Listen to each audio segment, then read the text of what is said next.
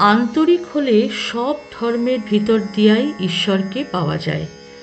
বৈষ্ণবেরাও ঈশ্বরকে পাবে, শাক্তরাও পাবে, বেদান্তবাদীরাও পাবে, ব্রহ্মজ্ঞানীরাও পাবে, আবার মুসলমান, খ্রিস্টান এরাও পাবে। আন্তরিক হলে সবাই পাবে। কেউ কেউ ঝগড়া করে বসে।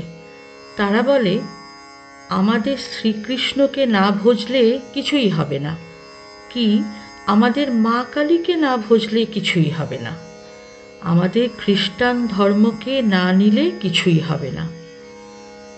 এসব বুদ্ধির নাম মতুয়ার বুদ্ধি, অর্থাৎ আমার ধর্মই ঠিক আর সকলের মিথ্যা।